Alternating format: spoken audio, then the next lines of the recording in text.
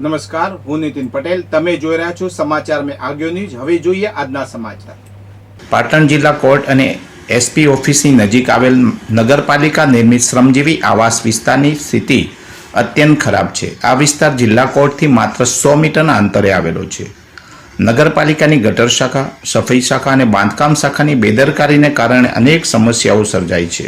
જિલ્લા કોર્ટના જાપાથી કર્મચારીનગર થઈને શ્રમજીવી આવાસ ફ્લેટ સુધીનો વિસ્તાર રસ્તા વિહોણો છે. રહીશોને કાદવ કીચડ અને ગટરના પાણીમાંથી પસાર થવું પડે છે. વિસ્તારમાં કચરાના ઢગલા જોવા મળે છે.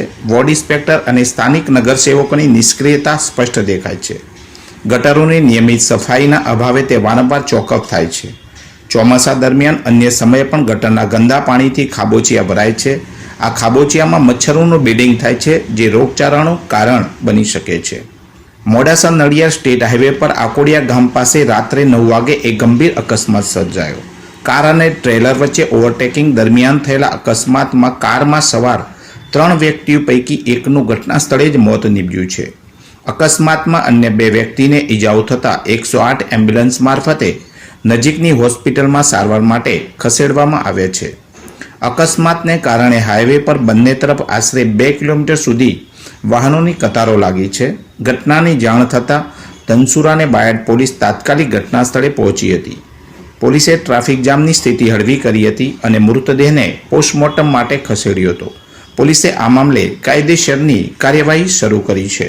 પાટણ એપીએમસી હોલ ખાતે રવિવારે 6 જુલાઈના રોજ પિયુષ આચાર્ય લિખિત રામદૂત પુસ્તકનું વિમોચન ભક્તિમય વાતાવરણમાં સંપન્ન થયું. ગોસ્વામી 108, કાંકરોલી નરેશ, ડૉક્ટર વાગીશ કુમારના વરદ હસ્તે આ પુસ્તકનું લોકાર્પણ કરવામાં આવ્યું. કાર્યક્રમનું ઉદ્ઘાટન હેમચંદ્રાચાર્ય ઉત્તર ગુજરાત યુનિવર્સિટીના કુલપતિ પ્રોફેસર કિશોરભાઈ સી પોરિયાએ કર્યું. મુખ્ય અતિથિ તરીકે પાટણના ધારાસભ્ય ડૉક્ટર કિરીટ પટેલ ઉપસ્થિત રહ્યા. વિશેષ અતિથિઓમાં ઓડકોના સ્વતંત્ર director K C Patel, market committee chairman Snehal Patel અને બ્રહ્માકુમારી સેન્ટરના નીલમ દીદી સહિત અનેક મહાનુભાવો જોડાયા હતા. અરવલ્લી જિલ્લાના ભિલોડા તાલુકાના પાલ્લા ગામ પાસે આવેલા ઓડ ગામનો 18 વર્ષીય મેણાત અલ્પેશ પોતાના મિત્રો સાથે કાણાદર ગામ પાસેના ડુંગરાળ ગ્રામીણ વિસ્તારમાં આવેલા ધરતી માતાના મંદિરે દર્શન કરવા ગયો હતો. દર્શન કરીને પરત ફરતી વખતે મંદિરના પાછળના ભાગમાં આવેલા પ્રાકૃતિક સૌંદર્યથી ભરપૂર વહેતા ધોધ પર ચડીને મોબાઈલમાં સેલ્ફી લેવાનો પ્રયાસ કરી રહ્યો હતો. આ દરમિયાન ધોધ પાસેના પથ્થરો પર પુષ્કળ લીલ હોવાને કારણે અલ્પેશનો પગ લપસી ગયો. એકાએક તે વહેતા પાણીના ધોધમાં પડી ગયો, જેને કારણે તેનું ઘટના સ્થળે જ કરુણ મોત નીપજ્યું હતું. આ ઘટના સેલ્ફીના શોખ અને બેદરકારીના ગંભીર પરિણામો દર્શાવે છે. ચોમાસા દરમિયાન આવા પ્રાકૃતિક સ્થળોએ ખાસ કરીને સાવચેતી રાખવી અનિવાર્ય છે. પ્રવાસીઓ અને સ્થાનિકોને આવા સ્થળોએ સાવચેતી રાખવા અને જોખમ કૃત્યોથી દૂર રાખવા અપીલ કરવામાં આવી છે. અમરેલી જિલ્લાના રાજુલા તાલુકાના ઉછિયા ગામના ધોધમવાડી વિસ્તારમાંથી દેશી દારૂ બનાવવાની ફેક્ટરી પકડી પાડી છે.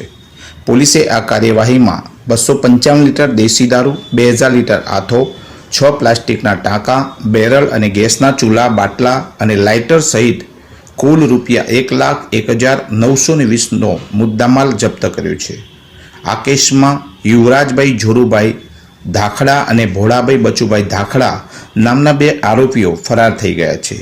પીપાવાવ મરીન પોલીસ સ્ટેશનમાં પ્રોહિબિશન હેઠળ ગુનો નોંધવામાં આવ્યો છે. લોકલ ક્રાઇમ બ્રાન્ચના પીઆઈ વિજય કાલાંદ્રા અને તેમની ટીમે આ સફળ કાર્યવાહી કરી છે. ટીમમાં ભીખુભાઈ ચોવટિયા, ગોકુલભાઈ કળોતરા, જયેન્દ્રભાઈ બસિયા, મહેશભાઈ રાઠોડ, અજયભાઈ વાઘેલા અને પરેશભાઈ દાફડા સહિતના પોલીસ કર્મચારીઓ સામેલ હતા.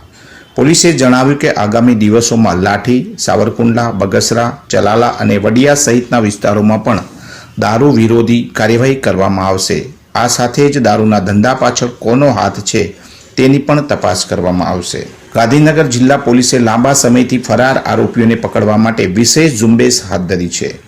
એલસીબી પોલીસ ઇન્સ્પેક્ટર ડીબી વાળાએ ફરાર આરોપીઓની યાદી તૈયાર કરી ટીમને કામે લગાડી છે. પોલીસને બાતમી મળી હતી કે અડાલજ અને સેક્ટર 7 પોલીસ મથકમાં 18 વર્ષ પહેલા નોંધાયેલા લૂંટના કેસનો આરોપી મુકેશ ડોલાજી પુરોહિત બેંગલુરુમાં ઝડપાયો છે. મુકેશ રાજસ્થાનમાં જાલોર જિલ્લાના ચિત્રોડી ગામનો રહેવાસી છે. એલસીબીની ટીમે બેંગલુરુ પહોંચી તપાસ કરી હતી. આરોપીને માંગલ્લા તાલુકાના નિંદવડા મહેમાનહલ્લી કોલોની સોમપુરા હોબલી વિસ્તારમાંથી ઝડપી પાડ્યો છે. પોલીસે આરોપીને ગાંધીનગર લાવી વધુ કાર્યવાહી હાથ ધરી છે. વધુ સમાચાર માટે જોતા રહો સમાચાર મેં આગે ન્યૂઝ. નમસ્કાર.